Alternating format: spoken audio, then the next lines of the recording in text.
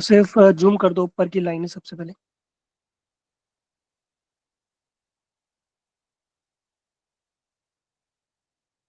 अ, बाकी सब लोग भी जूम कर सकते हैं अपनी स्क्रीन में। ठीक है प्रभु जी, आप प्रारंभ कीजिए। जय श्री गुरु वरंगेंद्र गिरधारी राधा विनोद बिहारी जो की जय, श्री गुरु महाराज की जय, समस्त रूपानुगुरु परंपरा की जय, जय श्री बहुलाष्टमी की जय, श्री राधा कुंड प्राकट्य तिथि की जय, श्री नरोत्तम दास ठाकुर की जय, भाव तिथि की जय, जय श्री गदाधर दास की जय, हृदय शक्ति भाव तिथि की, अनंत कोटि वैष्णव वृंद की जय, गौर प्रेमानंदे हरि हरि बोल। श्री श्री राधा कुंड अष्टक। वृषभादनोज नाश धर्म मुक्तिरंगे निखिल निज सखी हस्तेन पूर्ण प्रकटता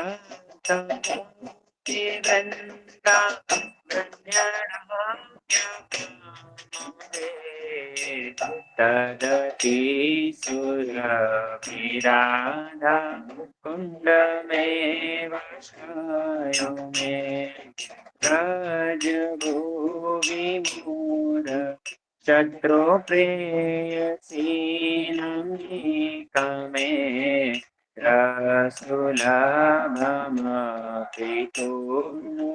प्रेम के करुणा देवो न तो रोचे प्रिया तदपि चुरभिराधा कुंड में वाश्रयो में आदरी पुरपिय सदा प्रसर कृत कटाक्ष प्राप्ति काम प्रकाम अनुसरति यदुच्चे स्नान सेवानु वन्दे तदपि सुरभिराधा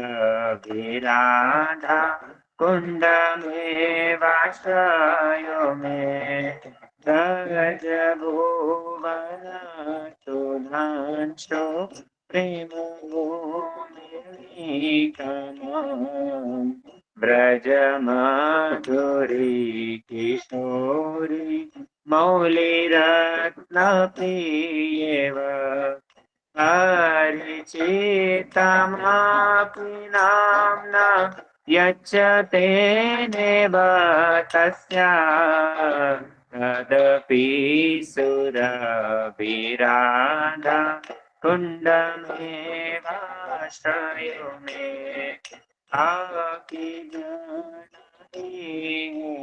कश्चिद्यस्य सेवा प्रसादे प्रणय सुर लतास्त्य गोष्ठेन्द्र सुनो सपदि किला मदीशा दास्य पुष्प प्राशस्य तदपि सुरभिराधा कुंड में वाश्रयो माधुरी निकुंजाक्लिप्त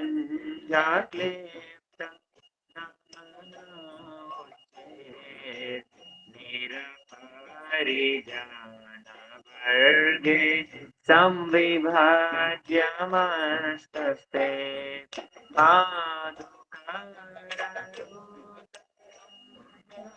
यस्य राजति काम्या तदपि सुरभिराधा कुण्डमेवाश्रयो मे तटभूमिवर वेद्यं यस्य नरमतिहृद्यं मधुरवार्ता गोष्ठचन्द्रस्य भङ्ग्या प्रकायाति मीत ईश प्राणसख्यालेभिसा तदपि सुरभिराध कुण्डमेवाश्रयम् अनुदीनमतिरङ्गे प्रेममतली सङ्गे परसारसि जगन्धे हरिवारिका पुनः विहरतैर्यस्मिन् दम्पतितो प्रमुदो तदपि सुरभिराधा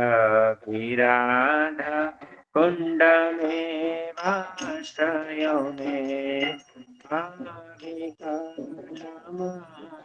देव्या चारुकुण्डशकन्या परिपठति तदीयते नास्यति तस्मा अचिरामिह शरीरे दर्शयत्येव तस्मै मधुरीपुरतिमोदे श्लिष्यमाणं प्रियेण तदपि सुरभिराध कुण्डमेवाश्रयो मे तदपि सुरभिराधा कुण्डमेवाश्रयो मे जय राधा कुण्ड जय श्यामा कुण्ड राधा कुण्ड जय श्यामा कुण्ड जय राधा कुण्ड जय श्यामा कुण्ड राधा कुण्ड जय श्यामा हरे कृष्णा कृष्णा कृष्णा हरे हरे हरे राम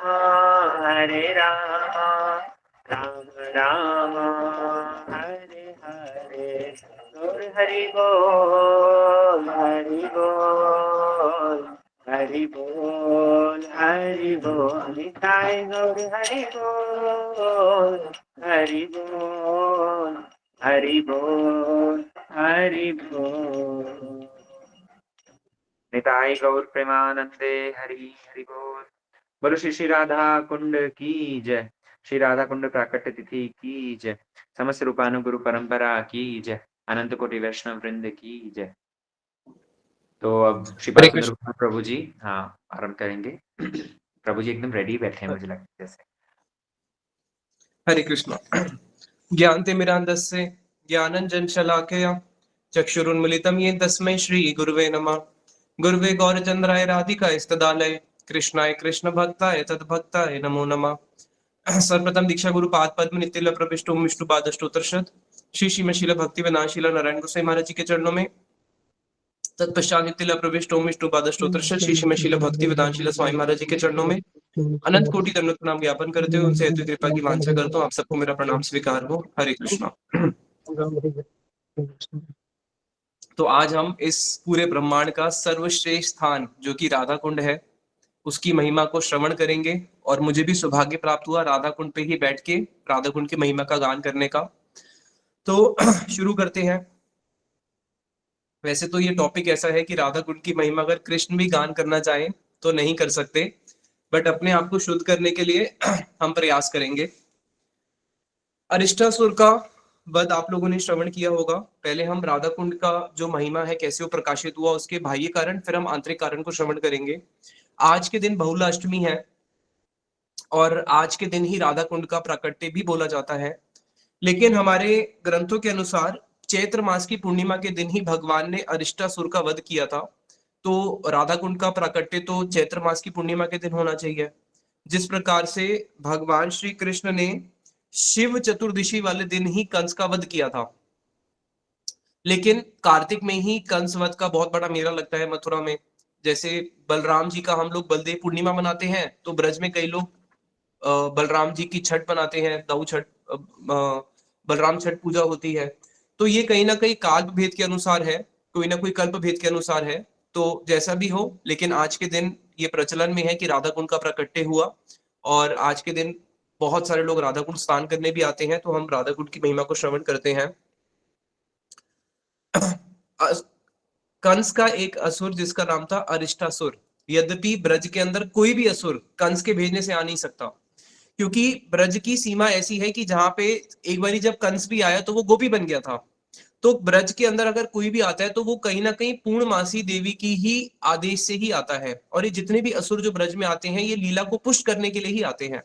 तो भगवान की इस लीला को पुष्ट करने के लिए पूर्णमासी देवी की ही आज्ञा से आंतरिक रूप से और बाहरी रूप से कंस ने अरिष्टासुर को भेजा कृष्ण का वध करने के लिए। तो जो अरिष्टासुर है, जब ये भगवान का वध करने के लिए आता है, एक बैल के रूप में आया। अब उसने देखा कि भाई जितने भी असुर आते हैं ब्रज में, यद गत्वा ना निवर्तन्ते, भगवान को अपनी गैया बहुत प्रिय है, तो क्यों ना मैं एक गोवंश के रूप में ही जाऊं।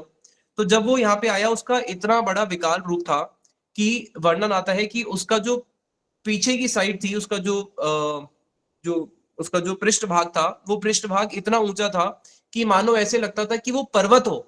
और जहां पे पर्वत होते हैं तो स्वाभाविक है क्या होता है, मेघ आ जाते हैं। तो उसके पृष्ठभाग के पास आसपास अपने आप मेघ मंडराने लगे कि मानो ये तो पर्वत की जैसी चौड़ाई है, और जहाँ पे इतने बड़े बड़े मेघ मगर वर्षा हेतु वहां पे आ गए हैं।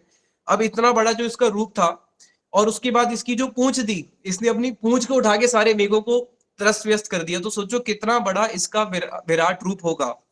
अब जब ये वहां पे आके कृष्ण को मारने के लिए ललकारने लगा, जब आवाज करने लगा, तो इसकी ध्वनि ऐसी थी कि इसकी ध्वनि को सुन के देवता भी कंपित होने लगते थे। और इसकी ध्वनि से जो वहां पे गैया थी, जिनके भी पेट में बच्चा ही था, मानो उनका तो गर्भपाती हो गया।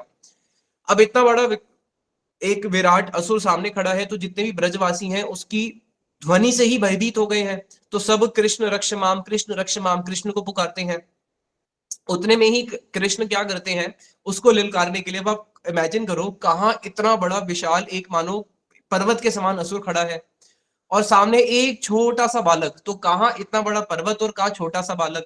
अब ये बालक कृष्ण क्या करते हैं, जैसे कोई भी अगर वीर होता है तो उसको वीर रस का स्वादन करने से पहले वो क्या करता है, युद्ध होने से पहले वो वीर रस का स्वादन करता है।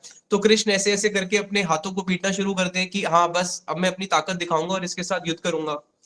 तो वहां पे दिखाने के लिए कि मैं इतने बड़े असुर के साथ युद्ध करूंगा, तो सखा लोग सोच में पड़ जाते हैं, अरे ये छोटा सा हमारा कृष्ण इतने बड़े असुर के साथ युद्ध करेगा। तो अपने सखाओं को शांत करने के लिए कि नहीं नहीं तुम्हें घबराने की कोई बात नहीं है, तो क्या करते हैं, मधुमंगल के कंधे के ऊपर अपना हाथ रख के ऐसे खड़े हो जाते हैं, दिखाने के लिए कि इतने बड़े असुर से युद्ध करना मेरे लिए कौन सा बात है, तो मैं बाएं हाथ से ही कर दूंगा। तो अपना दायां हाथ उसके कंधे पे रख देते हैं। उसके बाद इसके बड़े बड़े सिंग है, और इसके सिंग भी कितने विशाल है, जब पर्वत जैसा इसका आकार है तो सोच सकते हैं उसके सिंग भी कितने बड़े बड़े होंगे। तो वो अपने सिंगों को लेता हुआ, जैसे पशु कभी किसी को मारता है तो क्या करता है, पहले नीचे झुक जाता है और अपने सिंग से ऐसे मारता है। तो अपने सिंगों को ऐसा करता हुआ कृष्ण को चार्ज करने के लिए, कृष्ण के ऊपर आक्रमण करने के लिए भागता हुआ आता है कृष्ण की ओर। और कृष्ण उतने में ही क्या करते हैं, बिल्कुल साधारण तरीके से ही उसको पकड़ के जैसे उछालते हैं और पटक देते हैं। अब जैसे ही उसको उछाल के भगवान ने पटका, तो कहा एक भगवान इतनी, जब ये असुर मारण लीला कर रहे हैं तो भगवान ने अपने वपु को बड़ा नहीं करा है। भगवान तो जो है उस समय बिल्कुल कुमार अवस्था है। अब एक कुमार की आयु जो होती है और उसके आयु के अनुसार उसका जो कद होता है वो छोटा ही कद होता है। तो एक छोटे से बालक ने इतने बड़े असुर को पकड़ा और उठा के पटक दिया। अब उसके बाद इसको और इसका उत्तेजना हुई क्योंकि वीर रस का स्वादन हो रहा है।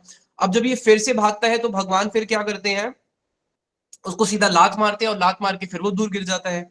फिर जब वो आता है तो जैसे कपड़े धोए जाते हैं ना, चेतो दर्पण मार्जनम भव महादावाग्नि निर्वापणम, तो भगवान ने कहा चलो भाई इसका दर्पण मार्जन करते हैं। तो जैसे कपड़े को क्या करते हैं, ऐसे ऐसे धोते हैं, धोबी घाट पे देखा होगा ना, कपड़े को ऐसे मार मार के एक चट्टान पे धोया जाता है। तो भगवान ने क्या करा, उसको पकड़ के फिर ऐसे ऐसे मार मार के उसको धोने लगे। पहले तो हवा में फेंका, लात मारी, अब उसके बाद देखा भैया अभी भी मानता नहीं है तो चलो इसको अच्छे से इसका सफाई करते हैं। तो उसको जब बार बार पीटने लगे, उसके कपड़े की तरह सफाई करने लगे, उसके बाद फिर उसका ही एक सिंग निकाल के उसी से ही उसका वध किया। अब भगवान ने तो अरिष्टासुर का वध किया किसके लिए, कि भगवान जो है अपनी वहां पे वीरता दिखा रहे हैं कि देखो मैं कैसा नायक हूं, कैसा मैं हीरो हूं। हीरो क्या करते हैं, हीरोइन के सामने अपना जो शक्ति है उसका प्रदर्शन करता है। अब भगवान उसको मार के, उसका बड़ा सा सिंह जो है उसको लेके बड़ा खुश होके गोपियों की सभा में प्रवेश करते हैं कि देखो मैंने तुम्हारी रक्षा करी, मैंने असुर का वध कर दिया। अब जो गोपियां वो कृष्ण को देखती भी नहीं है, सारी की सारी गोपियां जो है कृष्ण से उन्मुख हो जाती है। कृष्ण देखते हैं भाई ये क्या हुआ, अगर मेरे से मान करती थी तो केवल राधा जी मान करती थी, बाकी गोपियां मुझे देखती तो थी, आज सब गोपियां मुझे देख के अपनी आंखें क्यों बंद कर रही है। तो उन्होंने बोला कि देखो शास्त्रों में नियम है, शास्त्रों में नियम है, जिसने गौ हत्या करी है, अगर कोई गौ हत्यारे के सामने जाता है उसके दर्शन भी करता है तो दर्शन के साथ साथ कपड़े समेत जाओ और गंगा जी में स्नान करो, नहीं तो उसका पाप आपको स्पर्श कर चुका है। तो बोले कि तुमने तो क्या करा है, तुमने गौ वंश की हत्या करी है। कृष्ण बोलते हैं अरे मैंने गौ वंश की हत्या क्या करी, मैंने तो असुर की हत्या करी है। गोपियां बोलती है वाह, हमारे ब्रज में एक बड़ी रीति अच्छी चली है, गौ का हत्यारा जो है गौ का पालक खिलाने लग जाता है। अरे गौ हत्या करके आए और बोल रहे हो कि मैंने असुर की हत्या करी है। कृष्ण बोलते हैं था तो वो असुर। गोपियां बोलती है भाई जो भी हो, लेकिन रूप किसका धारण किया था, रूप तो गाय का ही धारण किया था। तो वहां पे राधा जी बोलती है कि देखो भगवान, सॉरी कृष्ण, आपको ना भागवतम का अच्छे से अध्ययन करना चाहिए, लगता है कि आपने भागवत पढ़ी नहीं है। जाओ पहले भागवत पढ़ के आओ, पूरे दिन तो गैया चराते रहते हो, तुम्हें क्या पता शास्त्रों में क्या लिखा है। भागवत में अरिष्टासुर का वर्णन आता है, वृतासुर का। इंद्र ने वृतासुर का वध किया था। तो वृतासुर था तो असुर, लेकिन ब्राह्मण कुल में जन्म लिया, तो ब्राह्मण कुल में जन्म लेने के कारण वो असुर होने पर भी इंद्र ने जब वृतासुर को मारा था तो इंद्र को ब्रह्म हत्या का पाप लगा था। और ब्रह्म हत्या का, और भगवान की आदेश से ही इंद्र ने मारा था, असुर था इसलिए मारा था, और साथ में भगवान का आदेश भी था, लेकिन फिर भी इंद्र को क्या हुआ था, ब्रह्म हत्या का पाप लगा ही लगा था। तो जब इंद्र को ब्रह्म हत्या का पाप लगा तो तुम तो एक ग्वाले हो, क्या तुम्हें पाप नहीं लगेगा, तो तुम्हें भी अब गौ हत्या का पाप स्पर्श कर चुका है। भागवत इसका प्रमाण है, इससे बढ़कर और कोई प्रमाण नहीं है, क्योंकि हमारे संप्रदाय में श्रीमद चैतन्य महाप्रभु ने क्या बोला है, श्रीमद भागवतम प्रमाणम अमलम। तो अमल प्रमाण आपको मिल चुका है, इसलिए अब कोई भी गोपियां आपको ना देखेंगी ना आपसे बात करेंगी, और आपके कान, अपने कानों को बंद कर लेती है कि आपके शब्द भी नहीं सुनेंगी। तो कृष्ण कहते हैं अच्छा, जब तुम इतनी बड़ी पंडित हो, तुम्हें ये पता है कि मुझे पाप स्पर्श हो गया, तो शास्त्रों में जब ये पाप के बारे में बताया गया कि क्या पाप है क्या पाप नहीं है, तो शास्त्रों में ये भी तो बताया गया है कि अगर किसी से कोई पाप हो जाए तो पाप का प्रायश्चित क्या होता है। तो तुम ही मुझे प्रायश्चित बता दो, जो तुम प्रायश्चित बोलोगी मैं वो प्रायश्चित भी कर लूंगा। अब कृष्ण को गोपियां, राधा जी बोलते कि देखो इसका तो एक ही प्रायश्चित है, गंगा स्नान से तो होगा नहीं, पुष्कर में जाके स्नान करने से भी होगा नहीं, यमुना सरस्वती गंगे सिंधु कावेरी जितने भी हैं इन पे भी स्नान करने से होगा नहीं, बिंदु सरोवर में भी स्नान करने से होगा नहीं। आपको तो भारत में जितने भी, इस भूमंडल पे जितने भी तीर्थ हैं, जाओ और सारे तीर्थों में स्नान करके आओ। अगर एक तीर्थ भी आपसे छूट गया, केवल एक तीर्थ भी, तब भी आपका प्रायश्चित नहीं होगा। तो आपको जाना है और सारे तीर्थों में स्नान करके आना है। तो कृष्ण बोलते हैं बस इतनी सी बात है, अभी क्या भी करता हूं, क्योंकि सारे के सारे तीर्थों इस समय की अपेक्षा कर रहे थे कि कब कृष्ण हमें अपनी सेवा में बुलाएंगे। तो कृष्ण ने सारे के सारे तीर्थों को आवाहन किया, और सारे तीर्थ जो समाधि लगा के भी कृष्ण के दर्शन नहीं कर पाते, जैसे अगर आज कोई चाहे कि मैं प्रधानमंत्री से मिलना चाहूं तो इतना आसान नहीं है, लेकिन अगर वो किसी को बुलाना चाहे तो एक क्षण में बुला सकते हैं। तो उसी प्रकार से सारे तीर्थ जो है बड़े हर्षित होके, उल्लासित होके, कि हम चीर काल से, कितने जन्मों से बैठे हुए थे कि कब हमें कृष्ण के दर्शन का सौभाग्य प्राप्त होगा, और आज हमारा कैसा सौभाग्य है कि हमें कृष्ण के दर्शन हो रहे हैं। तो सारे के सारे तीर्थ जो है भागे आते हैं कृष्ण का दर्शन करने के लिए। अब यहाँ पे जो सारे तीर्थ आए हैं, इनका मूल हेतु कौन है, कृष्ण ने नहीं बुलाया, कृष्ण ने बुलाया भी तो किसकी आज्ञा से बुलाया, श्रीमती राधा रानी की। इसलिए अगर किसी को भी कृष्ण दर्शन होते हैं तो उसके मूल में अगर हेतु देखोगे तो कहीं ना कहीं राधा जी की कृपा होगी ही होगी। तो जो सारे तीर्थ भागे भागे आए कृष्ण के पास, अब कृष्ण बोलते हैं देखो मैंने सारे तीर्थों को बुला दिया, और अरे ये तो गोपियां मेरे पे विश्वास ही नहीं करेगी, इसलिए एक एक तीर्थ करके अपनी अटेंडेंस दो, होता है ना प्रेजेंट सर प्रेजेंट सर। हे केशव मैं पुष्कर हूँ, हे केशव मैं गंगा हूँ, हे केशव मैं बिंदु सागर हूँ, तो हे केशव मैं प्रयागराज हूँ। तो सारे तीर्थ जो है एक एक करके अपना परिचय देने लगते हैं। तो सारी गोपियां देखती है, अरे वाह, कृष्ण कहते हैं देखा कि मेरी कैसी ख्याति है, कि तुम कह रहे थे कि मैंने असुर को मारा, अगर गौ गाय को मारा, अगर देखो मैंने गाय को मारा होता तो सारे तीर्थ मेरे पास क्यों आते, इसलिए मैंने शुभ कार्य ही किया है, इसलिए सारे तीर्थ मेरे पास आए हैं। तो जैसा भी हो कृष्ण सारे तीर्थों का आदेश देते हैं कि सब एक एक बूंद, केवल एक एक बूंद डाल दो, और उस एक एक बूंद से इतना बड़ा जो है श्याम कुंड प्रकट हो जाता है। बोलो श्याम कुंड की जय। अब श्याम कुंड प्रकट हो गया। अब राधा जी देखते हैं कि कृष्ण का इतना सुंदर कुंड प्रकट हो गया, तो सब गोपियां राधा जी की ओर इशारा करती है कि हमारा भी एक होना चाहिए। तो श्याम कुंड कृष्ण ने जो प्रकट किया था वो उन्होंने कैसे किया था, जैसे पैर का जो एड़ी होती है, अपनी पैर की एड़ी मार के उन्होंने श्याम कुंड को प्रकट किया था। तो राधा जी बोलती है कि जब इन्होंने अपना एड़ी मार के प्रकट किया तो मैं तो इनसे ज्यादा बलवान हूं, एक कदम आगे निकलूंगी। विशाखा ललिता बोलती है हाँ, हम श्याम कुंड से भी सुंदर कुंड बनाएंगे। तो राधा जी क्या करती है, पैर के पंजे, तो पैर के पंजे और जो पैर की ये होती है ठोड़ी होती है, तो दोनों में से ज्यादा शक्तिशाली क्या होता है, पीछे की जो पैर का हिस्सा है वो ज्यादा शक्तिशाली होगा, पंजे तो शक्तिशाली नहीं होंगे। तो राधा जी क्या करती है, अपने पंजे से ही थोड़ी सी मिट्टी को कुरेद देती है, क्योंकि उनको तो आदत भी है। गोपियां जब कृष्ण के दर्शन कर रही होती है तो दर्शन करते करते अपने हृदय में जो उनके कृष्ण के प्रति जो प्रेम की अग्नि है उसको बुझाने के लिए गोपियां क्या करती हैं, या फिर जब वो मान कर लेती हैं तो वो क्या करती हैं, अपने पैर के पंजे से ऐसे ऐसे करके भूमि को कुरेदती हैं। तो वहां पे राधा जी अपने पैर के पंजे से ही कुंड की बोनी कर देती है, उसका आरंभ कर देती है। फिर गोपियां अपने अपने कंगन लेके उस कंगन से उस कुंड को खोदना शुरू करती है। अब कुंड तो बन गया, लेकिन ये है भरा हुआ और ये है खाली। तो सारी की सारी गोपियां बोलती है करे तो करे क्या। तो कृष्ण आके बोलते हैं कि देखो तुम मेरे कुंड से ही जल ले लो। गोपियां बोलती है राम राम, अरे ये कुंड का जो जल है ये तो पहले ही दूषित हो चुका है। क्यों? क्योंकि आपको पाप लगा हुआ था गौ हत्या का और आपने इसमें स्नान किया, तो आपका पाप कहाँ चला गया, इसी में चला गया। क्योंकि तीर्थ जो होते हैं, अगर कोई तीर्थों में जाके स्नान करता है तो तीर्थ उस पाप को ले लेते हैं, और उन पाप को फिर तीर्थ काटते कैसे हैं, तीर्थी कुर्वांती तीर्थानी स्वांता स्नेन गदावृता।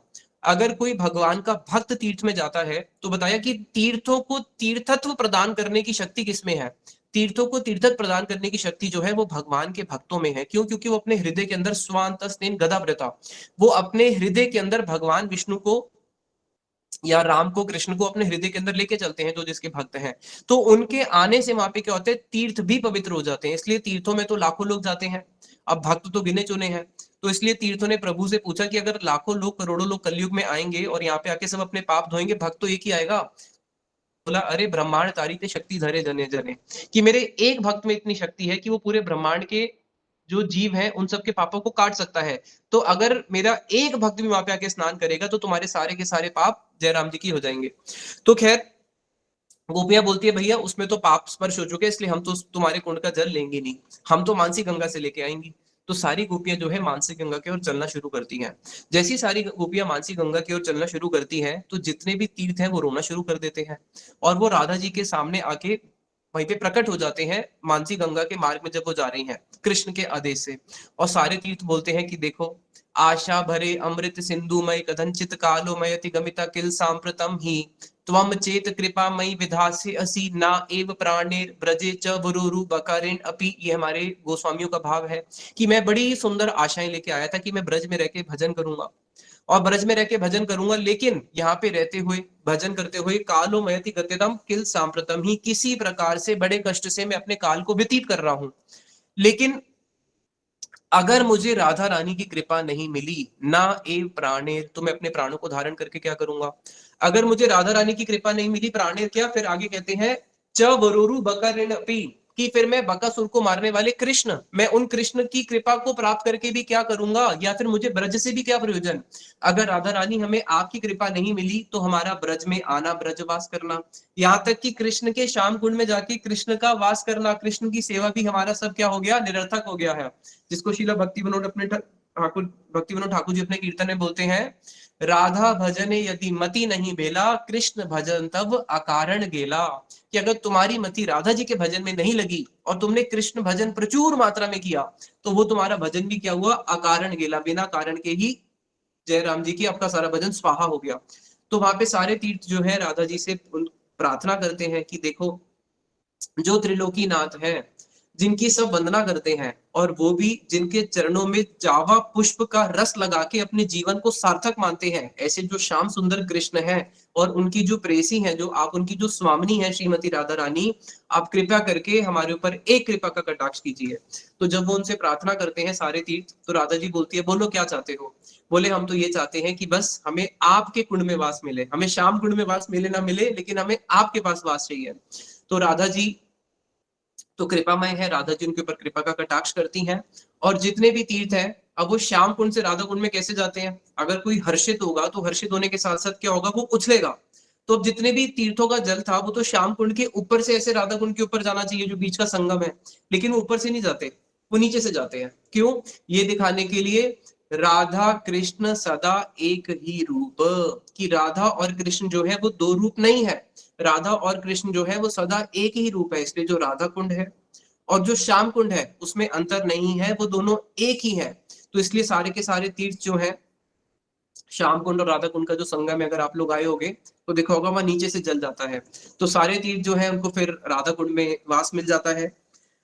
अब उसके बाद कृष्ण बोलते हैं राधा जी को कि देखो, मैं आज ये घोषणा करता हूं कि मेरा श्याम कुंड और आपका राधा कुंड, आपके राधा कुंड की महिमा हमेशा मेरे श्याम कुंड की महिमा से अधिक रहेगी।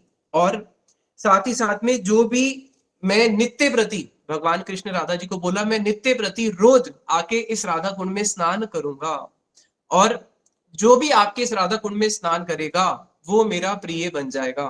फिर राधा जी भी बोलती है कि जो भी आपके श्याम कुंड के निकट में वास करेगा उसको भी मैं प्रतिज्ञा लेती हूँ, उसको भी मैं क्या दूंगी, अपने हृदय का धन देके रहूंगी। मेरे हृदय का धन क्या है? राधा जी के हृदय का धन है कृष्ण प्रेम धन, तो उसको कृष्ण प्रेम धन मैं दूंगी ही दूंगी। इसलिए जो भी श्याम कुंड के पास रहता है वो राधा जी का बहुत प्रिय बन जाता है, और जो राधा कुंड के पास रहता है वो कृष्ण का प्रिय बन जाता है। अब हमें किसका प्रिय बनना है, राधा जी का या कृष्ण का? हमें प्रिय बनना है राधा जी का। इसलिए हम किसके निकट में वास करते हैं? श्याम कुंड के निकट में। हमारे गुरुदेव जब बरसाना में जाते थे परिक्रमा लेके, तो वहां सांकरी खोर एक स्थान है, तो जहाँ पे एक पर्वत गोरा है एक काला है, तो गोरा पर्वत प्रतीक हो गया राधा जी का, काला हो गया कृष्ण का। तो गुरुदेव जब इस पक्ष में खड़े होते थे तो श्रील त्रिविक्रम गोसाई महाराज जी बोलते थे कि देखो आप तो काले पर्वत की तरफ खड़े हो, तो आप तो कृष्ण पक्ष के हो। तो गुरुदेव बोलते थे नहीं, हम राधा जी को प्रसन्न करने के लिए यहाँ पे खड़े हैं। तो इसलिए हमारे जितने भी गुरु वर्ग हैं, शीला रघुनाथ भट्ट गोस्वामी, कृष्णदास कविराज गोस्वामी, गोपाल भट्ट गोस्वामी, अगर आप श्याम कुंड के तट पे जाके देखोगे विश्वनाथ चक्रवर्ती ठाकुर, कितने सारे गुरु वर्ग की अगर आप वहां पे देखोगे तो वहां पे उनकी भजन कुटी है, जो उन्होंने श्याम कुंड का आश्रय लेके भजन किया है राधा जी की कृपा को प्राप्त करने के लिए। तो वहां पे ये तो हो गया राधा कुंड का प्राकट्य का बाह्य कारण, अरिष्टासुर वध लीला। अब हम श्रवण करते हैं राधा कुंड प्राकट्य का आंतरिक कारण क्या है, फिर हम श्रवण करेंगे राधा कुंड की महिमा। तो राधा कुंड प्राकट्य का आंतरिक कारण क्या है? ये जो अरिष्टासुर वध लीला है, ये भागवतम के 36 नंबर अध्याय में आती है। उससे पहले भगवान ने अपना वेणुगीत हुआ, वेणुगीत के बाद भगवान का रास पंचाध्याय होता है, भगवान ने पूरा रास किया गोपियों के साथ, वो 5 अध्याय हैं। अब रास पंचाध्याय जब भगवान ने किया तो उनको लगा कि गोपियों के हृदय में कृष्ण से मिलने की जो वासना है, इसको बोला जाता है पूर्व राग। पूर्व राग क्या होता है? जो कल हम वेणुगीत श्रवण कर रहे थे वो पूर्व राग है। पूर्व राग होता है कि अभी दोनों प्रिय प्रियतम का मिलन नहीं हुआ है, नायक और नायिका आपस में मिले नहीं है, मिलन नहीं हुआ है, केवल एक दृष्टि दर्शन करे हैं। गोपियां जा रही हैं ब्रजंतया नव जलधर श्यामल तनु, गोपियां जो है अपने कलश में जल भर के जा रही हैं और एकदम से उनको नव जलधर श्यामल तनु भगवान श्री कृष्ण के बिल्कुल मेघ के समान है, उनके दर्शन होते हैं। ब्रजंतया दृष्टो ये नव जलधर श्यामल तनु दृग भंग्य किम कुरुत वा ना ही जाने ततम इदम। और जब कृष्ण के वो दर्शन करती हैं गोपियां, और कृष्ण जब गोपियों के दर्शन करते हैं तो वो दर्शन करते हुए अपने एक ऐसा बाण छोड़ देते हैं कि गोपियां बोलती है कि इस पुरुष को हमने पहली बार देखा, और हम तो सती स्त्रियां हैं, किसी पुरुष को पहली बार देखने के साथ कौन सी ऐसी स्त्री होगी जो अपना हृदय दे दे? ऐसी स्त्री को तो कोई असती बोलेगा या उल्टा स्त्री ही बोलेगा, और हम तो आर्य कुल में जन्म लिए हैं, लेकिन इस पुरुष को देखने के साथ साथ एक छटा में ही हमारा प्रेम उनसे कैसे होने लग गया। फिर दूसरी गोपी बोलती है नहीं नहीं, तुझे पता है ये कौन है? ये कृष्ण के नंद बाबा के पुत्र हैं, तेको इनकी ख्याति के बारे में नहीं पता है, तेको पता नहीं कि इनका हृदय जो है कैसा नवनीत के समान है, कैसी ये मुरली बजाते हैं, उनके गुणों का वर्णन करना शुरू करती है। तो अभी केवल एक झलक दर्शन हुआ है, या फिर कुछ गोपियां ऐसी उन्होंने तो दर्शन भी नहीं किया, केवल सुना है। इसको बोलते हैं पूर्व राग। राग से पहले एक शब्द हो गया प्रीफिक्स पूर्व राग। तो पूर्व राग का अर्थ है कि अभी गोपियों कृष्ण का मिलन नहीं हुआ है, केवल एक दृष्टि दर्शन हुआ है या फिर सुना है। सुन के ही उनके हृदय में जो राग उत्पन्न हो गया, जैसे रुक्मणी, उन्होंने कृष्ण के दर्शन नहीं करे थे, केवल सुना था, और सुनने के बाद ही बोल दिया कि इन्हीं को ही अपने पति के रूप में वर्ण करूंगी, और इसके अलावा किसी और को पति के रूप में अगर वरण करना हुआ तो अपने शरीर को ही त्याग दूंगी, ऐसा अनुराग हो जाना, इसको बोलते हैं पूर्व राग। तो पूर्व राग की दशा के अंदर क्या होता है, गोपियों ने केवल श्रवण किया है, अब उनका श्रवण करने से ही उनकी कृष्ण से मिलने की इतनी तीव्र लालसा जाग जाती है कि कृष्ण को उनके साथ रास करना पड़ता है।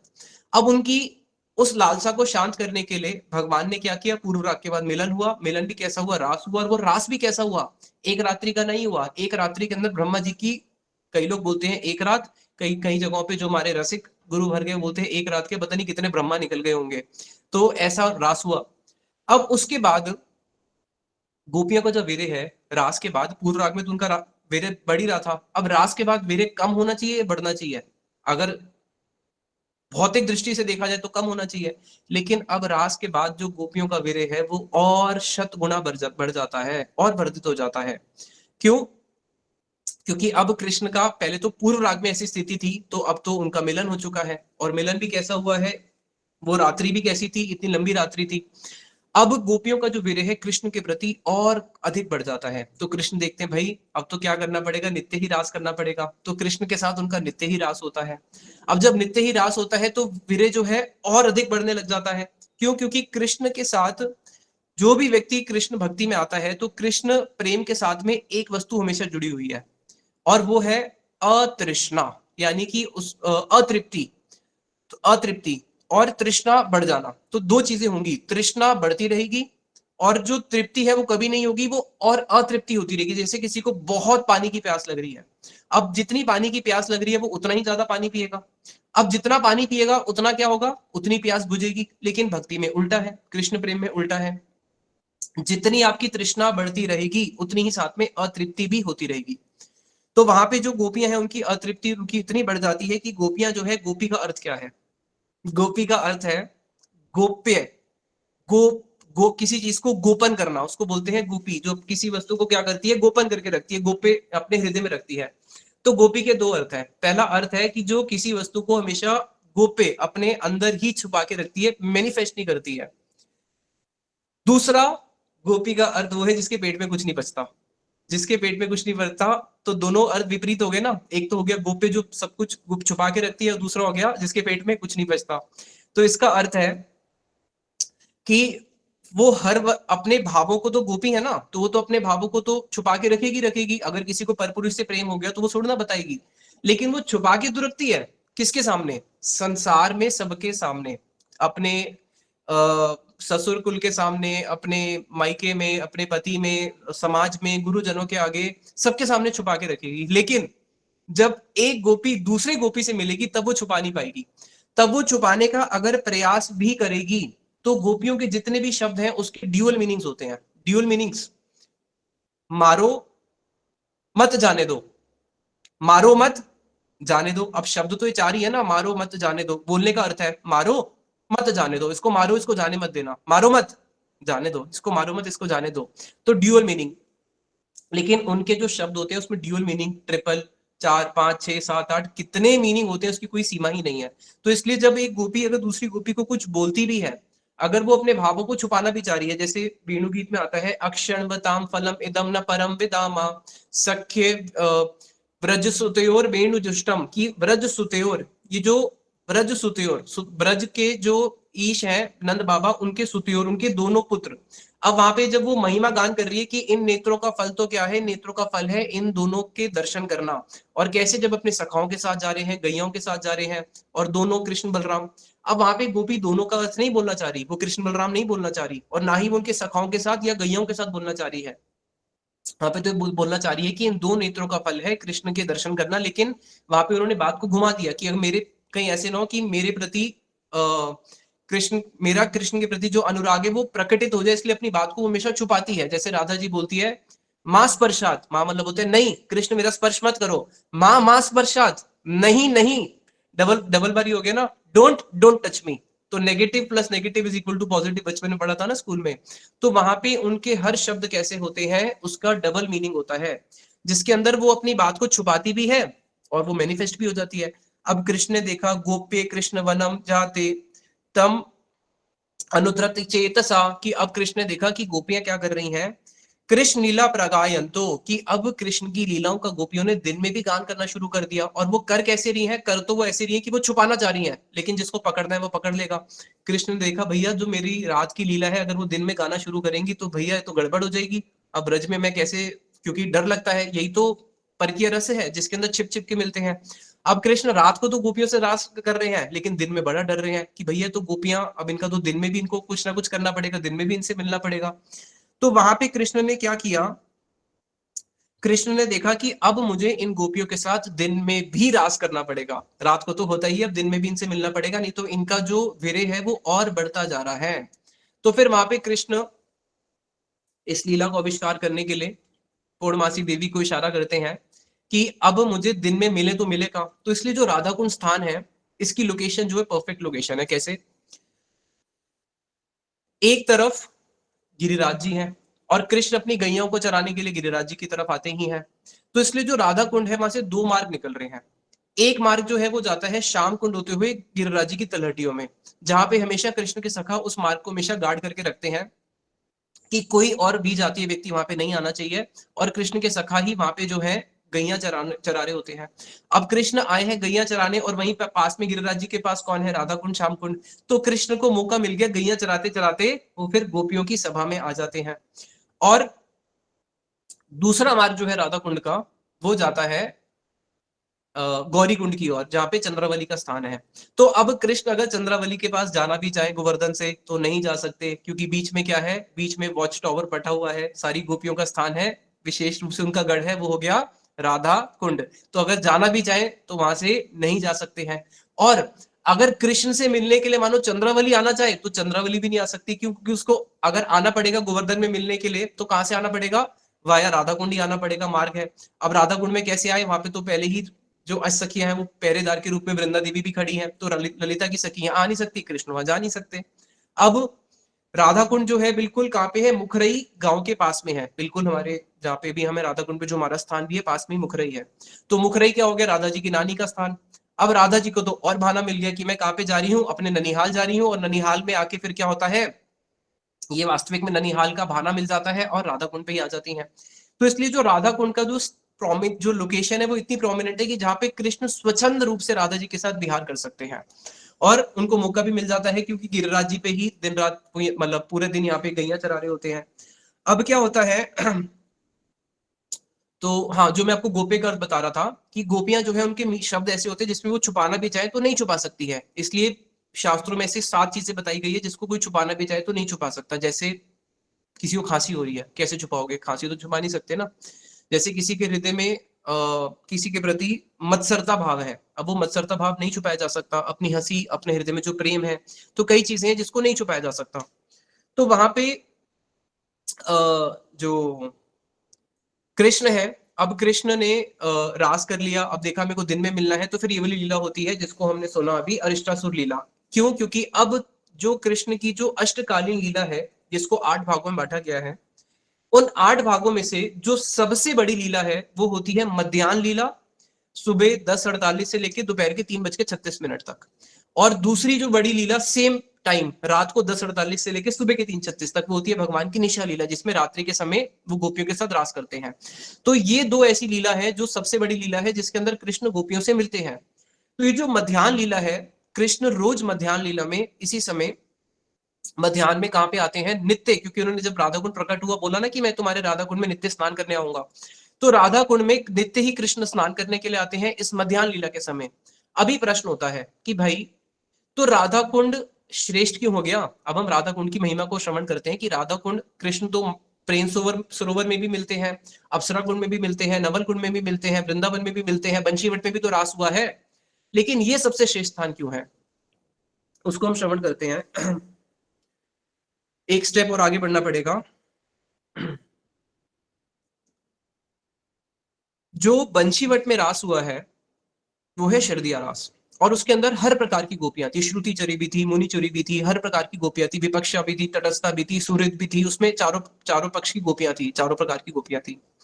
लेकिन एक रास भगवान का होता है गोवर्धन में, इसलिए श्रील रूप गोस्वामी जी ने बोला है वैकुंठा जानी तो वरा मधुपुरी तत्रापि रासो स्वाद वृंदा अरण्यम, कि वैकुंठ से श्रेष्ठ है मथुरा। क्यों? वैकुंठ में आपका जन्म नहीं होता, वैकुंठ में आपका जन्म हुआ, मथुरा में आपका जन्म हुआ है। लेकिन मथुरा से श्रेष्ठ है वृंदावन। क्यों? क्योंकि वृंदावन में आपका रास हुआ है। लेकिन वृंदावन से भी श्रेष्ठ है गोवर्धन। क्यों? क्योंकि गोवर्धन में एक विशेष रास हुआ है। गोवर्धन में एक विशेष रास कौन सा हुआ है? गोवर्धन में वृंदावन एक तो इसलिए भी श्रेष्ठ है मथुरा से क्योंकि आप वहां पे चरण पादुका का धारण नहीं करते, मथुरा में करते हैं, द्वारका में भी करते हैं। लेकिन ये गोवर्धन में कौन सा रास हुआ है? गोवर्धन में जो रास हुआ है वो रास हुआ है जिसका वर्णन गीत गोविंदम के अंदर जयदेव गोस्वामी जी ने किया है, जिसको बोलते हैं बसंती रास। एक हो गया शरदिया रास, एक हो गया बसंती रास।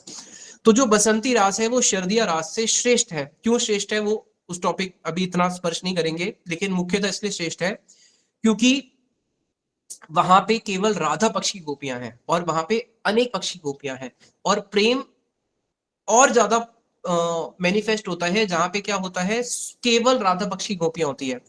क्योंकि ब्रज में जितनी भी गोपियां हैं उसके अंदर जो राधा जी हैं, राधा जी के लिए शब्द स्वरूप होता है महाभाव स्वरूपा। यद्यपि बाकी गोपियां जो है ब्रज की वो भी इस महाभाव को स्पर्श करती है, लेकिन यही महाभाव जब और आगे बढ़ता है तो ये मोदन और मादन दो और स्टेप्स आगे बढ़ जाता है जो केवल राधा जी में है और किसी गोपी में नहीं है। अब कृष्ण जब राधा कुंड पे राधा जी से मिलते हैं तो इसको एक उदाहरण से समझाने का मैं आपको प्रयास करता हूं। दही खंड घृत मधु मरीच कपूर इलाची मिलने जैसे रसल मधुर। जैसे दही है, अब एक तो हुआ कि आपने डायरेक्ट दही खा ली, और एक क्या हुआ, दही के अंदर आपने बहुत सारी चीजें ऐड करी। दही के अंदर आपने खंड ऐड कर दिया, घृत ऐड कर दिया, घी मधु ऐड कर दिया, मरीची कपूर ऐड कर दिया, इलायची ऐड कर दी। तो क्या होगा, वो जो दही है वो और मधुर हो जाएगी। उसी प्रकार से राधा जी का जो कृष्ण के प्रति भाव है, एक होता है जैसे अगर दही ना हो तो बाकी चीज ऐड कर किस में करोगे, तो दही तो चाहिए ना जिसमें ऐड करोगे। उसी प्रकार से राधा जी जब कृष्ण से मिलती हैं राधा कुंड पे, विशेष रूप से राधा जी का एक भाव प्रकट होता है जिसको बोला गया किल किंचित भाव। किल किंचित भाव क्या है?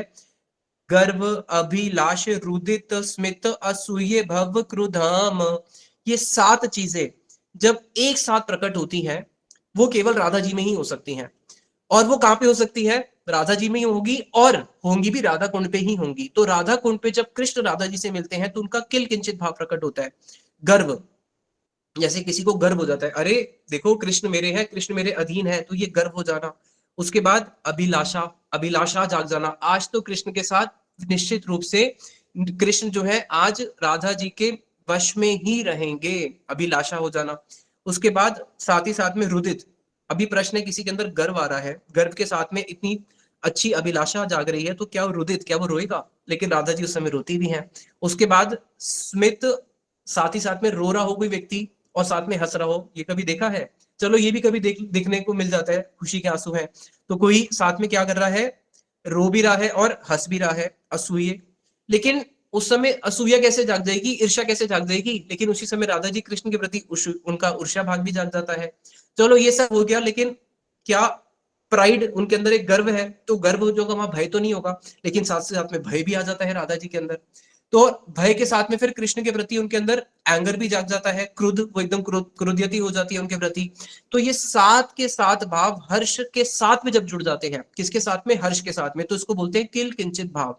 जहां पे उनका राधा जी के प्रति कृष्ण को देख के एकदम हर्षित हुई है, लेकिन हर्षित के साथ साथ में ये 7 भाव और एडिट हो गए, तो इसको बोलते हैं किल किंचित भाव। और कृष्ण जब राधा जी को, अभी प्रश्न है, कृष्ण जब राधा जी को केवल हंसते हुए देख रहे हैं तब उनको ज्यादा आनंद आएगा, या जब वो उनको हंसते हुए और साथ में भयभीत देख रहे हैं तब कृष्ण को ज्यादा आनंद आएगा, या फिर वो हंसते हुए, भयभीत और साथ में रोते हुए, 3 को देख रहे हैं तब उनको आनंद आएगा? नहीं।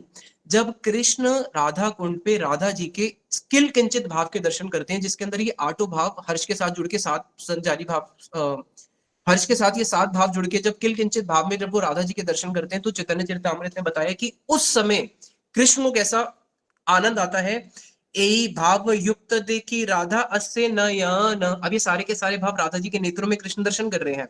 अब कृष्ण जब राधा जी के नेत्रों में ये 7 के 7 किंचित भाव एक साथ दर्शन करते हैं, संगम हईते सुख पाए कोटि गुण। अब राधा जी का भी कृष्ण के साथ संगम नहीं हुआ है, लीला का आरंभ भी नहीं हुआ है, वहां पे तो उन्होंने रास किया है, ब्रह्मा जी की एक रात्रि निकल गई वृंदावन में, लेकिन राधा कुंड पे केवल राधा जी को राधा कुंड पे बैठ के देख के इस किल किंचित भाव के जब कृष्ण दर्शन करते हैं, उस समय कृष्ण को कोटि गुना, 1 गुना ज्यादा आनंद प्राप्त होता है, 1 करोड़ गुना ज्यादा आनंद। यानी कि कृष्ण जब राधा जी को किसी भी ब्रज के अन्य स्थान पे देखेंगे तो उनको आनंद तो होगा, राधा जी को देख रहे हैं तो आनंद नहीं होगा, लेकिन जब वो राधा कुंड पे राधा जी को देखते हैं, महाभाव स्वरूपणी जो हमारी श्रीमती राधा रानी है, महाभाव स्वरूपा तम कृष्ण प्रिय प्रेयसी प्रेम भक्ति प्रदेदेही तम राधिके नमामि अहम।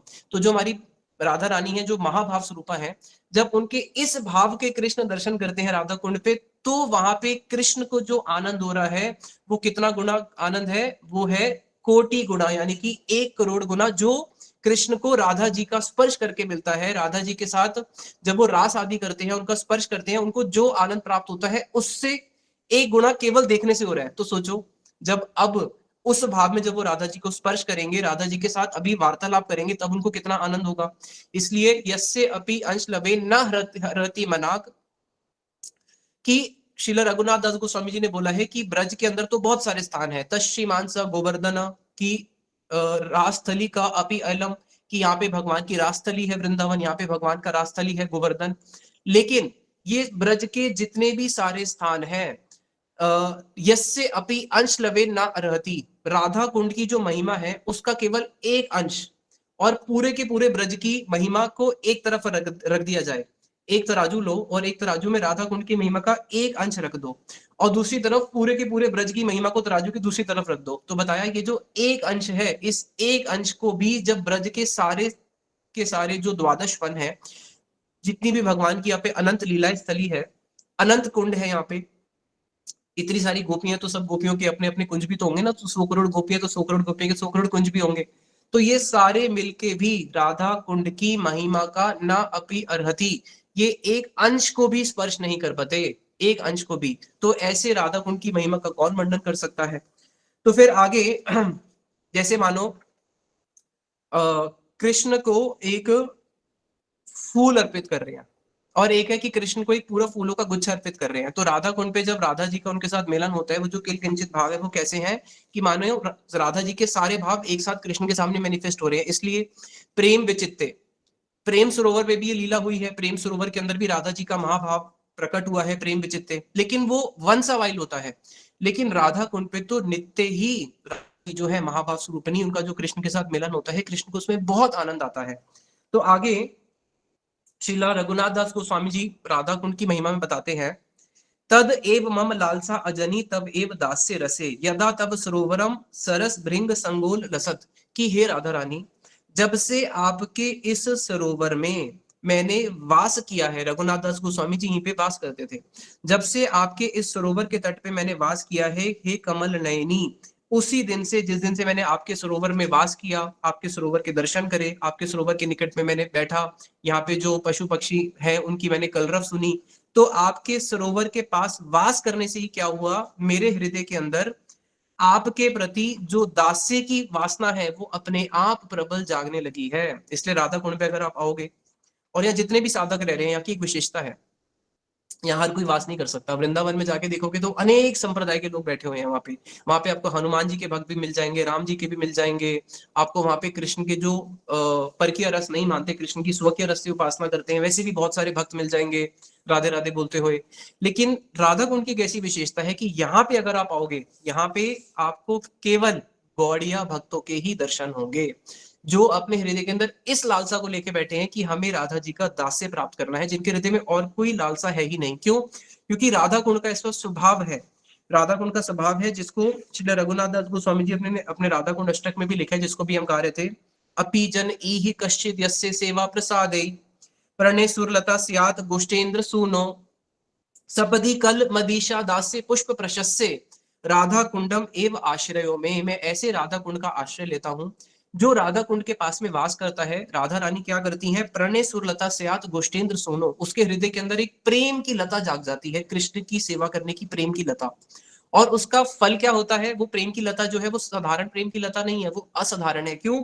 सपदी कल किल मदीशा दास्य पुष्प प्रशस्य, जो मेरी ईशा, जो मेरी स्वामिनी है श्रीमती राधा रानी, मेरी जो स्वामिनी है श्रीमती राधा रानी, उनके दास्य का पुष्प उसमें खिलता है। तो कोई भी व्यक्ति अगर राधा कुंड का आश्रय लेता है तो राधा कुंड का आश्रय से क्या होगा कि जो इतनी दुर्लभ वस्तु है राधा जी का दास्य, उसके हृदय के अंदर राधा जी के दासत्व के प्रति अपने आप अभिमान जाग जाता है। कुंडेरा माधुरी जेनो राधा माधुरीमा, कुंडेरा महिमा जेनो राधा र महिमा। चैतन्य चरितामृत में बताया कि देखो इस कुंड के बारे में क्या बोले, इस कुंड की महिमा के बारे में और उसकी मधुरिमा के बारे में क्या बोले। इसकी महिमा जो राधा जी की महिमा है वो ही इसकी महिमा है, जो कुंड की मधुरिमा है, जो राधा जी की मधुरिमा है वो यहीं की मधुरिमा है। इसलिए जब कृष्ण, राधा जी ने आज ऐसा मान किया है कि कृष्ण ने सारे उपाय कर लिए और उनके सारे उपाय विफल हो गए। जब कृष्ण देखते हैं कि मेरे सारे उपाय विफल हो गए, आज मैं राधा जी के मान को भंग नहीं कर पा रहा, चाहे मैं एक ग्वालिनी का रूप धारण करूं, चाहे मैं एक सन्यासी का रूप धारण करूं, चाहे मैं एक ब्राह्मण का रूप धारण करूं, चाहे मैं पैर में आलता लगाने वाली बन जाऊं, चूड़ी बेचने वाली बन जाऊं, कुछ भी बन जाऊं, आज राधा जी का मान भंग ही नहीं हो रहा है। तो कृष्ण क्या करते हैं, श्री कृष्ण जखन राधा दर्शन लागी उत्कंठित है। जब कृष्ण बड़े उत्कंठित हो जाते हैं कि आज राधा जी के दर्शन नहीं हो रहे, सकल उपाय विफल है या राधा कुंड आश्रय लय, मेरे सारे उपाय आज विफल हो चुके हैं। तो वही कृष्ण क्या करते हैं, राधा कुंड में आके राधा कुंड का आश्रय ग्रहण करते हैं। और जैसे ही कृष्ण राधा कुंड का आश्रय ग्रहण करते हैं, वो कृष्ण जिन्होंने राधा जी के मान को तोड़ने के लिए सारे प्रयास करे और हार के फिर आखिरी में बोल देते हैं कि जब मैं राम के रूप में आया तब भी मुझे इतना प्रयास नहीं करना पड़ा सोने की लंका पे विजय करने के लिए, और जब मैं वरा रूप में आया इतनी बड़ी पृथ्वी को धारण करने के लिए मुझे इतना प्रयास नहीं करना पड़ा। यहां तक कि जब मैं वामन रूप में आया तब भी मैंने त्रिविक्रम रूप धारण करके इतना प्रयास नहीं करा। मेरे अनंत अवतारों का जो श्रम है वो एक तरफ, और राधा जी के मान को भंग करने के लिए मेरा श्रम एक तरफ, मैं तो हार गया। सारे उपाय जब विफल हो जाते हैं, तत्काले राधार पाए दर्शन ए मत कुंड प्रभाव, उस समय जब वो राधा कुंड पे आते हैं और जैसे ही राधा कुंड का आश्रय लेते हैं तो उनको उसी समय राधा कुंड पे क्या होता है, राधा जी के दर्शन हो जाते हैं। और राधा जी तो फिर भी कृष्ण से मान कर लेती है, लेकिन राधा कुंड तो कृष्ण से मान नहीं करता है। इसलिए जब वो राधा जी से हार जाते हैं तो फिर क्या करते हैं, राधा कुंड पे आके ही राधा जी का दर्शन करते हैं। इसलिए कृष्ण का अपनी आत्मा स्वरूप है श्रीमती राधा रानी, और आत्मा ही स्वरूप है उनका राधा कुंड, क्योंकि विष्णु पुराण में बताया गया है यस्य राधा प्रिय विष्णु तस्य तत् कुंडम प्रिय, तथा कि जिस प्रकार से विष्णु को राधा प्रिय है वैसे ही उनको राधा कुंड भी प्रिय है। राधा रो तेमती श्याम कुंड आश्रय कृष्ण संग है लाभ, उसी प्रकार से राधा रानी जब श्याम कुंड का आश्रय लेती है तो उनको क्या होता है, श्याम सुंदर कृष्ण के दर्शन होते हैं। और यहाँ का बड़ा ही सुंदर वर्णन है। यहाँ पे कृष्ण के जो राधा कुंड श्याम कुंड है, यहाँ पे बहुत सारे घाट हैं। जैसे एक घाट है जिसका नाम है, फेमस घाट तो आपको पता ही होंगे, जानवा माता घाट जहाँ पे जानवा माता आई थी, दास गोस्वामी घाट जहाँ पे रघुनाथ दास गोस्वामी जी का समाधि है। लेकिन एक घाट है झूलन घाट जहाँ पे राधा कृष्ण की नित्य झूलन लीला होती है। एक घाट है पासा क्रीडा घाट जहाँ पे राधा कृष्ण आपस में पाशा खेलते हैं। तो जितनी भी जल जो लीलाएं हैं तो उन लीलाओं के अनुसार एक एक घाट है। तो यहीं पे ही राधा कृष्ण जी जो है जब एक दूसरे के ऊपर जल विहार करते हैं, तो जल विहार करते हुए क्या होता है, जल विहार करते हुए राधा जी जब कृष्ण के ऊपर जल का निक्षेप कर रही हैं, जल विहार हो रहा है, तो राधा जी जब भी जल फेंकती है, जब आपस में ये जल युद्ध होता है, तो कभी भी वो कृष्ण के नेत्रों में जल नहीं फेंकती। क्यों? क्योंकि नेत्र जो है, अगर नेत्र में जल जाएगा तो हानि होगी। तो कृष्ण जो है सारा का सारा जब उनके ऊपर जल सब गोपियां फेंकती है तो कृष्ण जो है, क्योंकि उनके नेत्रों में तो पड़ा नहीं है तो उनको सब दिख रहा है, अपने आप को बचा लेते हैं। अब जब कृष्ण की बारी आती है जल फेंकने की, तो कृष्ण जब जल डालते हैं तो वो क्या करते हैं, वो जल डालते हैं सीधा राधा जी के नेत्रों में। तो सारी सखियां बोलती है, अरे जब जब राधा जी जल डाल रही थी उन्होंने आपके नेत्रों पे डाला क्या, आप कितने निष्ठुर हो। और जब वो राधा जी के नेत्रों में जल डालते तो स्वाभाविक है जीत तो जाएंगे। अब उसके बाद क्या होता है, यहाँ पे एक पण लगा होता है, पण मतलब होता है शर्त लगी होती है कि जो हारेगा, हारने वाले व्यक्ति को क्या करना पड़ेगा, जो उसको कुछ ना कुछ देना पड़ेगा। दू ही हार धरी पाने द्युत क्रीडा समापाने आमी जयी बोली। तो दोनों में जब इस प्रकार से जो जल क्रीड़ा हो गई या फिर पाशा क्रीड़ा हो गई, तो आपस में क्या होता है, अपना हार को रखना पड़ता है गिरवी। जो हारेगा तो उसको देना पड़ेगा। अब प्रश्न है यहाँ पे हारे कौन, क्योंकि कृष्ण हारे क्योंकि उन्होंने राधा जी के नेत्रों में जल डाला है, और राधा जी तो जीत गई, लेकिन कृष्ण अपने आप को हारेंगे तो मानेंगे क्यों। तो दोनों क्या करते हैं, एक दूसरे का हार खींचने लग जाते हैं कि नहीं आमी जई बोली, मैं जीता हूं मैं जीता हूं। हार संग्रह ते कबे। तो दोनों जब इस प्रकार से कला करते हैं तो हार टूट जाता है। तो यहाँ पे हमारे रघुनाथ दास स्वामी जी प्रार्थना करते हैं, हार संग्रह ते कबे ए दासी नियुक्त हबे, कि कब ऐसा सौभाग्य होगा कि मेरे को उस जो टूटी हुई हार की मोतियों की माला गिरी हुई, कब मुझे उसको एक एक करके वापस बोने का मुझे सौभाग्य प्राप्त होगा। फिर राधा जी अपने इशारे से ही क्या करती हैं, इशारा करती हैं कि इस माला जो टूट गई है उसको उठाओ। तो इस प्रकार से यहाँ पे बड़ी ही सुंदर सुंदर राधा कुंड पे राधा जी की लीलाएं होती है। और यहाँ पे जब कृष्ण जब हार चुके हैं, अब देखा कि मेरे को राधा जी के दर्शन नहीं हो रहे, तो राधा जी जब कृष्ण जब राधा कुंड पे आते हैं, इसको बड़ा ही सुंदर हमारे एक भक्त ने वर्णन किया है कि वो कैसे आते हैं।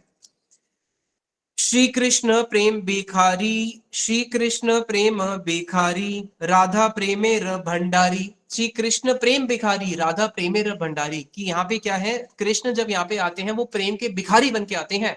और राधा जी कैसे बन के आती हैं, राधा जी प्रेमेर भंडारी। राधा जी का हाथ ऐसे होता है, भंडारी है, और कृष्ण का हाथ ऐसे होता है क्योंकि वो भिखारी है। से जन्य नाम हैला श्री राधा प्रेम भिखारी। कृष्ण का एक नाम है, कृष्ण के तो अनंत नाम है, मधुसूदन, श्याम सुंदर, तो उनमें से कृष्ण का एक नाम है राधिका प्रेम निर्जिता, जिसको हमारे रूप गोस्वामी जी ने दिया है राधिका प्रेम निर्जिता, राधा जी के प्रेम के आगे हारे हुए।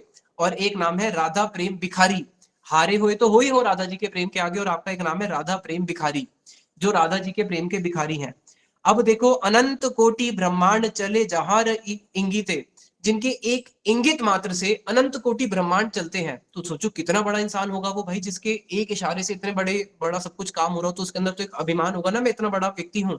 तो भगवान कृष्ण कैसे आदि पुरुष हैं, जिनके एक इंगित से इतने सारे ब्रह्मांड, इतने सारे शिव, इतने सारे ब्रह्मा, इतने सारे विष्णु का पालन करते हैं। तीनी अबार भिखारी नाम धरीला जगते। और उसी त्रिलोकीनाथ ने क्या किया, इस जगत के अंदर, प्रेम जगत के अंदर अपने नाम को एक धारण कर लिया, क्या, प्रेम भिखारी। कितना अजीब लगता है सुन के, अरे आप भिखारी हो क्या, किसी को अगर बोलो तो उसको गुस्सा आ जाएगा, अरे भिखारी, तो उसको भिखारी को भी भिखारी बोलो, उसको गुस्सा आ जाता है। लेकिन कृष्ण का यहाँ पे ऐसा प्रेम है राधा जी के प्रति कि वो अपने नाम के आगे क्या धारण कर लेते हैं, राधिका प्रेम भिखारी। और मांडुक्य उपनिषद में आता है, तेन लभ्यस्तस्य एष विवृणुते तनुम स्वाम न यम आत्मा प्रवचनेन लभ्यो न मेध्या न बहुना श्रुतेन। कि भगवान को ना तो हम कुछ जान के, शास्त्र पढ़ के जान सकते हैं, अपने ज्ञान के भरोसे नहीं जान सकते, तपस्या के भरोसे नहीं जान सकते, किसी भी क्रिया के माध्यम से भगवान को नहीं जान सकते। इस जगत में ऐसी कोई क्रिया नहीं जिससे भगवान को जाना जा सके। तस्य एव विवृणुते, उसको वो ही जान सकते हैं जिसको वो वर्ण करते हैं, हमारे वर्ण करने से नहीं होगा। तो उसी प्रकार से ये जो राधा कुंड और श्याम कुंड है, इसको प्रकट किसने किया है, ये जो राधा कुंड और श्याम कुंड है, ये राधा कुंड और श्याम कुंड स्वयं भगवान राधा कृष्ण मिलित तनु श्रीमद चैतन्य महाप्रभु, जब चैतन्य महाप्रभु यहाँ पे आए थे 84 कोस भ्रमण करते करते, यहाँ पे आके उन्होंने पूछा कि ये अरिष्ट गांव यही है, क्योंकि अरिष्टासुर का वध होने के कारण इसका नाम है अरिष्ट गांव। तो सब ब्रजवासियों ने बोला हाँ अरिष्ट गांव तो यही है। तो अरिष्टे राधा कुंड वार्ता पूछे लोकस्थाने, तो महाप्रभु ने आके लोगों से पूछा तो यहाँ पे राधा कुंड कहाँ है, क्योंकि अरिष्टा गांव यही है तो राधा कुंड भी यहाँ पे होना चाहिए। केहे नाही कहे केहे संगे ते ब्राह्मण ना जाने, ब्राह्मण ना जाने, तो यहाँ पे जो ब्राह्मण आदि लोग थे वो भी नहीं जानते थे, तो साधारण लोग का तो कहना ही क्या है, किसी को पता ही नहीं था कि यहाँ पे कुछ राधा कुंड भी है। तो उसी समय यहाँ पे एक गौरी खेत, काली खेत करके दो छोटे छोटे खेत थे। दुई धान्य क्षेत्र अल्प जल केल स्नाने, तो यहाँ पे ये जो धान के जो खेत थे छोटे छोटे, उसमें थोड़ा थोड़ा सा जल था। तो महाप्रभु समझ गए कि ये गौरी खेत काली खेत ही राधा कुंड और श्याम कुंड है। तो महाप्रभु ने वहां पे स्नान किया। देखी सब ग्राम्य लोग के विस्मय हैला मन, तो सारे लोग विस्मित हो गए, अरे ये सन्यासी क्या कर रहे हैं, इस खेत में क्यों स्नान कर रहे हैं। प्रेमे प्रभु करे राधा कुंडे रस्तवन, तो महाप्रभु एकदम प्रेम में विभावित होकर राधा कुंड का स्तवन करना शुरू करते हैं।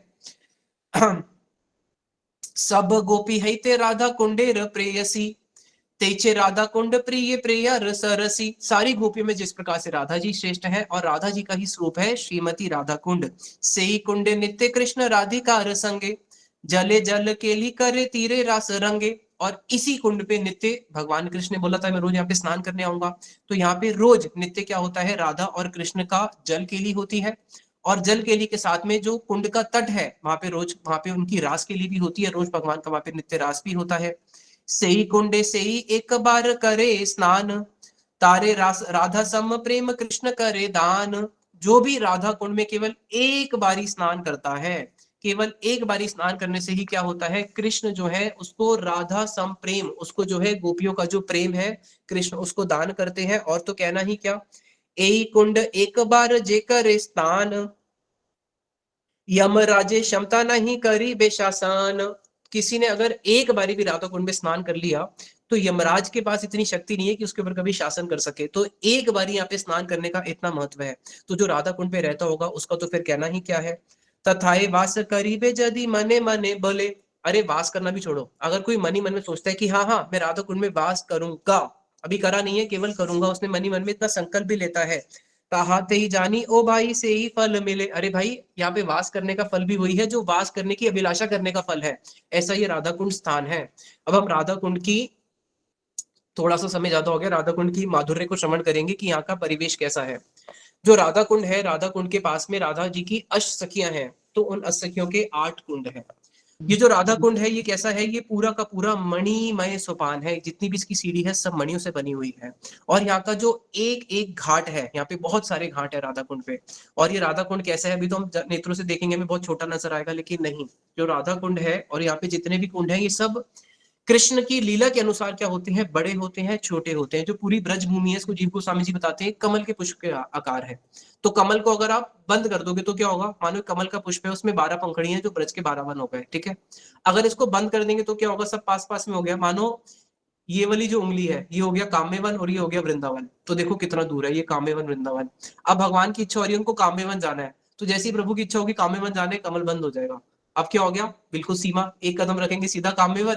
अब उनकी इच्छा हो रही है कि मैं काम्यवन में लीला कर रहा हूँ बट यहाँ पे जटिला कुटिला नहीं आनी चाहिए, तो कमल वापस खिल गया। अब जटिला कुटिला निकलेगी तो सुबह पहुंचेगी तो रात को पहुंचेगी देखने के लिए। तो ये जो वन है ये कैसा होता है, लीला अनुसार छोटा होता है और बड़ा होता है, कमल जैसे खिलता है और खुल जाता है। तो उसी प्रकार से जो राधा कुंड है ये जो पूरा का पूरा जो है सारा का सारा मणियों से बना हुआ है। और राधा कुंड के आसपास में बड़े सुंदर सुंदर मंडप है, जिन मंडपों के पास चारों ओर बड़े सुंदर सुंदर वृक्ष हैं। और उन वृक्ष की डालियों पे जो फूल लगे हैं वो फूल भी कैसे हैं, इस जगत में मानो अगर कोई वृक्ष है और वृक्ष के ऊपर कुछ फूल लगे हैं या वृक्ष के ऊपर कुछ फल लगे हैं, तो हमें वृक्ष पे चढ़ेंगे तो चढ़ेंगे कैसे, मानो का नारियल का है तो इतना ऊपर कैसे जाएंगे। तो यहाँ के जो वृक्ष भी हैं वो वृक्ष कैसे हैं, उन वृक्षों की जो कद है वो मनुष्य जितना ही है, यानी कि हाथ पकड़ोगे तो सीधा का सीधा फल आ जाएगा। और यहाँ के फल भी कैसे हैं, इस जगत का जो वृक्ष होता है उसमें फल फूल कहाँ पे होते हैं, ऊपर होते हैं, नीचे तो केवल तना होता है ना। लेकिन यहाँ के जो वृक्ष हैं वृक्ष तो नीचे से ही फल फूल देना शुरू करते हैं, नीचे से रूट से ही फल फूल देना शुरू करते हैं। और यहाँ पे जो इतने सुंदर सुंदर जो वृक्ष हैं राधा कुंड के तट पे, उन वृक्षों के ऊपर गोपियों ने क्या करे हुए हैं, बड़े सुंदर सुंदर हिंडोल, बड़े सुंदर सुंदर झूले लगाए हुए हैं।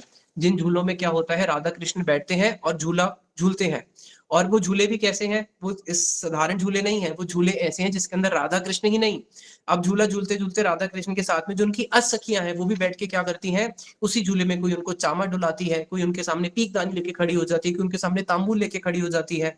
और कृष्ण जब उस झूले पे बैठते हैं या फिर उस मंडप पे बैठते हैं तो वहीं पे ही उनके पास में उनका पान का पात्र, उनका जल का पात्र, उनका तंबूल का पात्र, जितने भी जो राधा कृष्ण की सेवा की वस्तु है लेके हमेशा ही प्रस्तुत रहती हैं।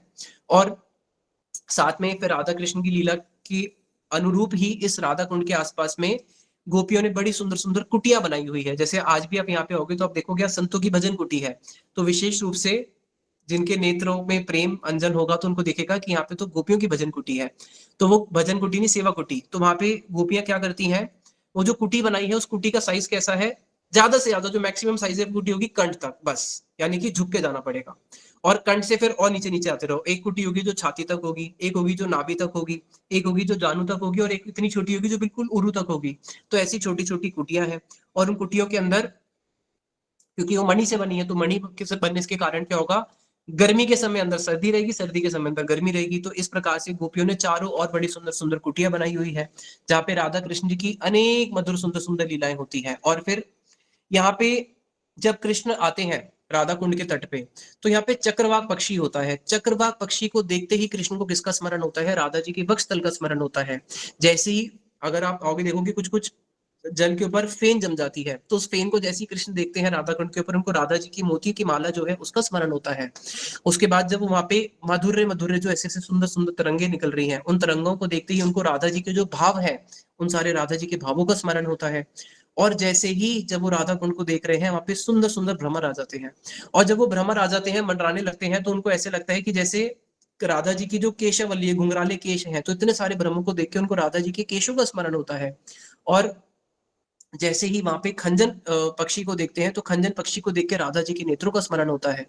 और जैसे ही कुंड के पास में जब वो हंस की ध्वनि सुनते हैं, बड़े सुंदर सुंदर यहाँ पे पक्षी हैं, चक्रवाक है, चक्रवक्वी है, हंस है, हंसनी है, सारस है, सारसी है, मयूरनी है, तो जैसे ही वो हंस की ध्वनि सुनते हैं, उनको राधा जी की नुपुरों की ध्वनि का स्मरण होता है। उनको लगता है अरे राधा जी तो नहीं आ गई। अब जैसे ही वो राधा कुंड को देख रहे हैं, तो अब एकदम से एक हवा पवन बहता है। जैसे ही एक पवन बहता है, तो श्याम कुंड के जो कमल है वो एकदम से उड़ के राधा जी के, एक कमल टूट के राधा जी की उस तरफ जाता है।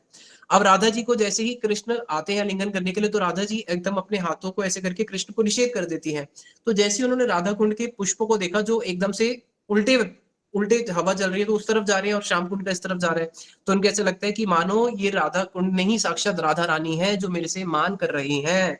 इस प्रकार से वहां पे एक एक ध्वनि को सुन के भी उनको क्या होता है, राधा जी का स्मरण होता है। तो यहाँ पे राधा जी ने कृष्ण की सेवा के लिए, राधा कुंड ही नहीं, जैसे राधा जी क्या करती हैं कृष्ण की सेवा के लिए 100 करोड़ गोपियों का रूप धारण करती है, उसी प्रकार से राधा कुंड ने भी अनेक अनेक कुंडों का रूप धारण किया हुआ है। यहाँ पे अष्ट सखियों के अष्ट कुंड है। एक है ललिता जी का कुंड, ललिता जी का कुंज, तो जो ललिता जी का कुंज है वो सबसे बड़ा है अष्ट सखियों में, उसका नाम है, खैर क्या नाम है अभी याद नहीं आ रहा। तो एक उनकी सखी है ललिता कुंड की, उनकी कुंज की, जिनका नाम है कलावती। तो कलावती को उन्होंने इंचार्ज बनाया हुआ है, हर सखी ने एक एक सखी को मुख्य इंचार्ज बनाया हुआ है, मैनेजर, जो उस कुंड को पूरा मैनेज करती है।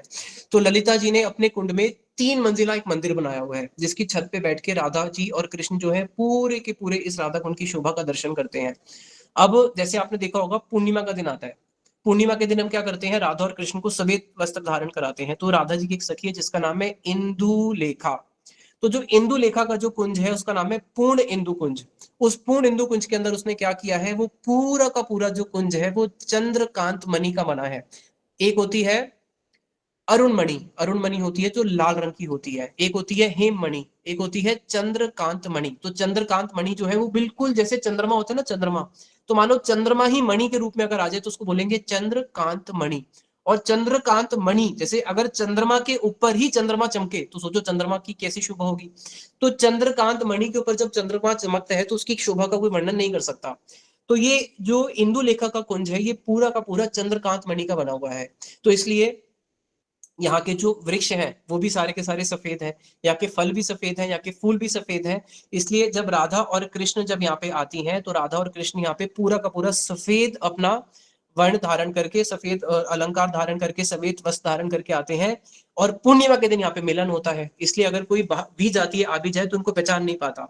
ऐसे ही एक चंपक लता जो उनकी सखी है, उनका जो कुंज है वो पूरा का पूरा बना हुआ है हेम कुंज, उसका नाम है हेम कुंज, जो पूरा का पूरा स्वर्ण का बना हुआ है।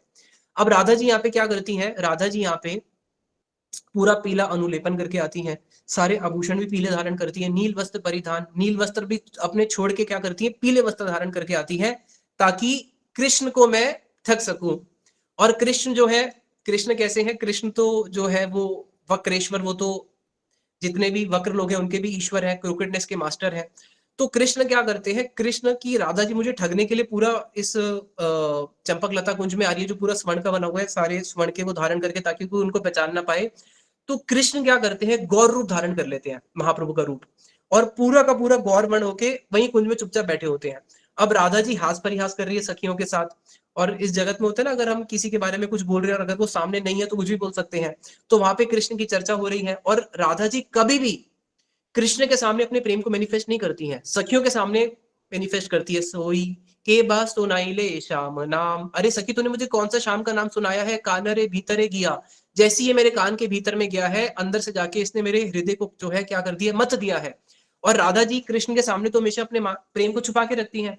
अब सब सखियों के सामने कृष्ण का सारी सखियां आराम से बड़ा सुख होके गुणगान कर रही हैं, और कृष्ण सोच रहे हैं कि जब मैं यहाँ पे आऊंगा तो ये सोच रहे हैं कि मैं इनको देख नहीं पाऊंगा, लेकिन इनको पता नहीं है कि ये ही मुझे नहीं देख पा रही, क्योंकि कृष्ण वहां पे क्या करते हैं, खुद ही गौरवट बन के चुपचाप बैठ के उन सारी लीलाओं को सुनते रहते हैं और बड़े आनंदित होते हैं।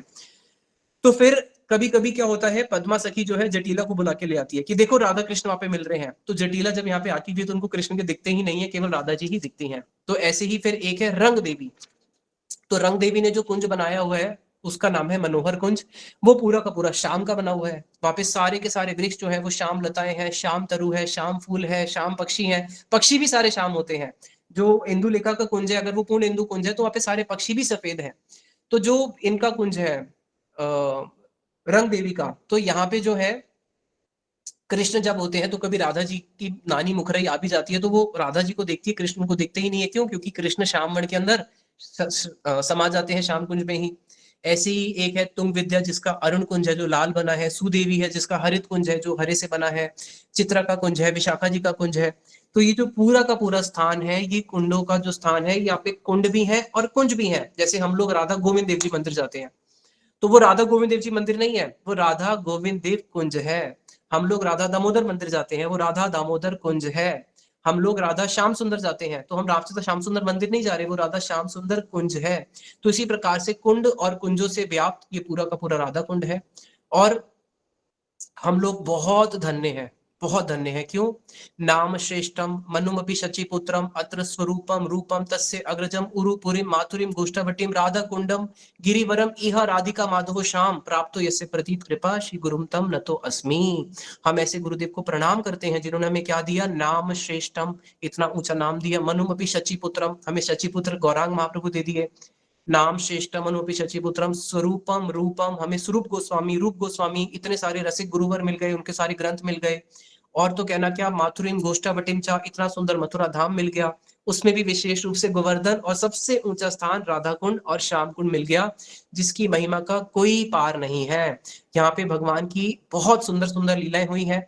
एक लीला को सुन के हम कथा को विश्राम देंगे।